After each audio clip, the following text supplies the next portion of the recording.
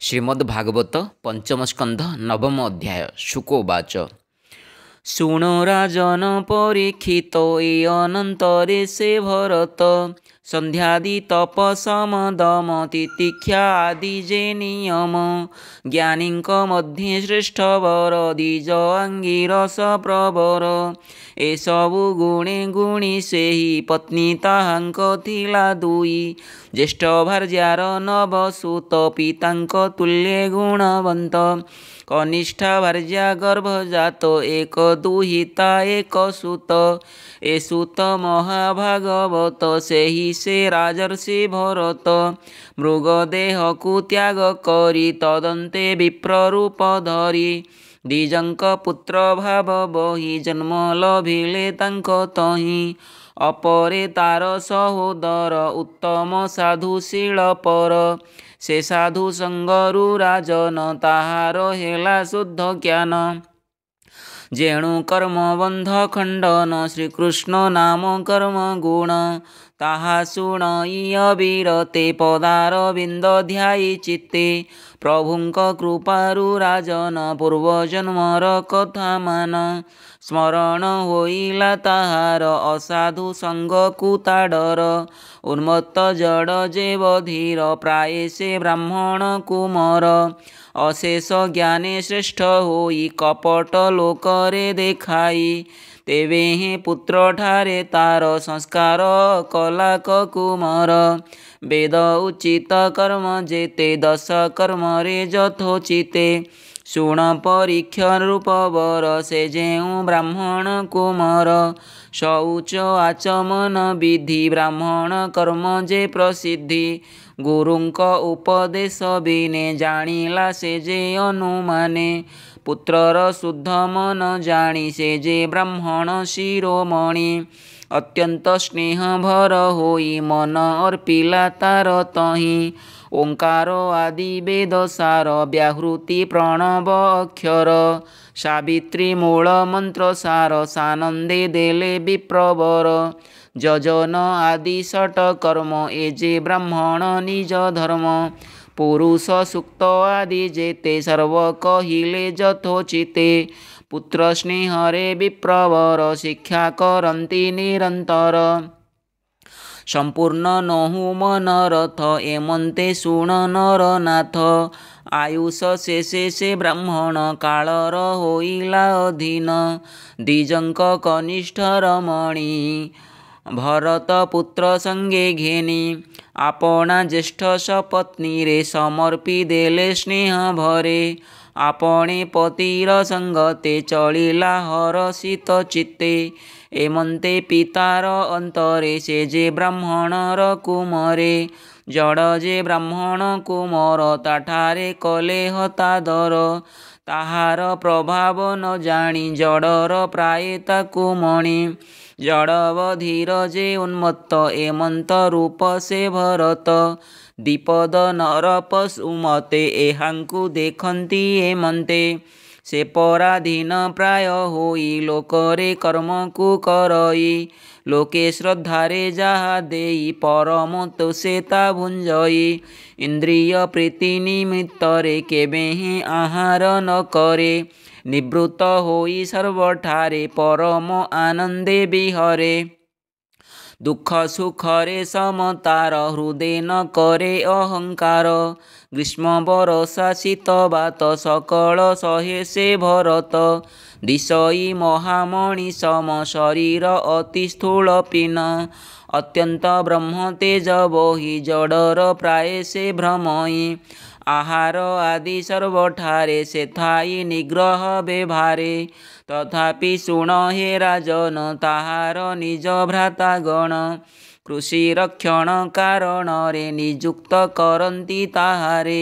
भातृवचन अनुमते कृषि रखई यथोचिते मृग बराहंकु निवारी थाई से निरते आवरी शुण हे अभिमन्यु बला एमंते केते दिन गला एमंते सावधाने शुण वृषलपति जे राजन अत्यंत पुत्रकामी होई देवींकी महापशु सही शक्ति भक्ति रे दृढ़ सेहि अन्य देवता न जाणई ताहार प्रसादरु करी अनेक संपद ताहारी ग्राम अंतरे देवी बास मधु मांसरे बड़ तोष चंडीर संतोष कारणे विनाशे नर पशुगणे रुधिर मांसे तोष होई नित्ये चंडिका विहरई ताहार पूजा अनुसरी राजसेवके पशु धरी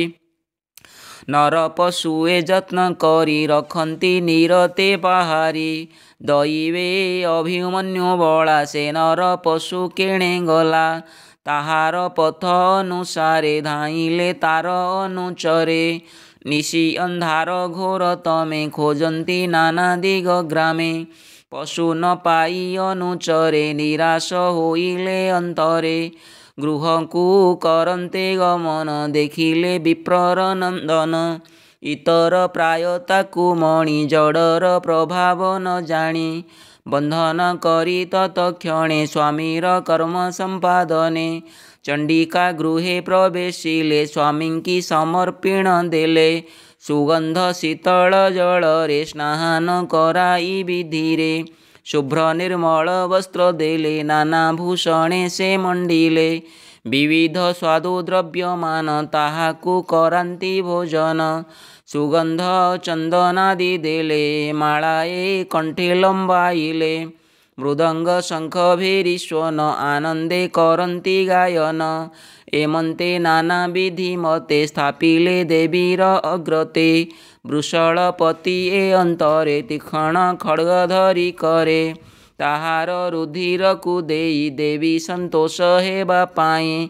एमंते शुण हे राजन वृषले होई मति भ्रम धन संपद मदे करी तम गुण को आश्रा करी ईश्वर अंश को जे धरे हिंसा करंती से ताहारे दारुण कर्म ताहांकर प्रत्यक्षे ब्राह्मण कुमार कृष्णर कलावंत जेहि ताहांकु कदर्थंती नेई जे सर्वभूते समचित्त विष्णु जपई अविरत ताहांकु पशुरे विचारी निकटे हेला खड्ग धरी एबे हो शुण परीक्षित ब्राह्मण तेज अप्रमित ज्वाला कराल दुर्विषह तेणु से दग्ध देवी देह भक्तंक प्रति हिंसा देखी देवी मनरे कोप रखी प्रतिमा परित्याग कले भक्त को कोଳରେ घेनेले तक्षणे उग्रमूर्ति होई उठिले अति रोष बही से देवी चंडी भद्र काली अत्यंत कोपे परज्वली भ्रुकुटी कुटिल ताहार बदन दिशे भयंकर दंत दिशंती विकराल अरुण नयन जुगल चंडाट हास घोर स्वन पूर्ण नहिची देवी मन धाइले अति शीघ्र तरे पापिष्ठ मानंक उपरे ताहार हस्तु खड्ग घेनी शुण हे नृप शिरोमणि शाणित असी तीक्ष्ण धार छेदिले ताहांकर शिर परम संतोष को पाई आपणा गण संगे लई रुधिर सुरा करी पान भोळे होइले मने छन्न देवीर जेते पारिषद आनंदे करी गीत नाद मस्तक मान हस्ते धरी हरसे बोलंती बिहरी शुण राजन सावधाने से जे वृषल पापी माने साधुंकु करी पराभव आपणे नाश गले सर्व विष्णु भक्त जेते नरे दया वहंती सर्वठारे बईर हिंसा दूरे तेजी से पाद पद्म हृदय भजी परमहंस भागवत ताहांकु रखंती अच्युत कहई दास जगन्नाथ पंचम स्कंधे भागवत प्रभु पदारविंद तले मन मो रहिब निश्चले इति श्रीमद्भागवते महापुराणे पारमहंस्यां संहितायां पंचमस्कंधे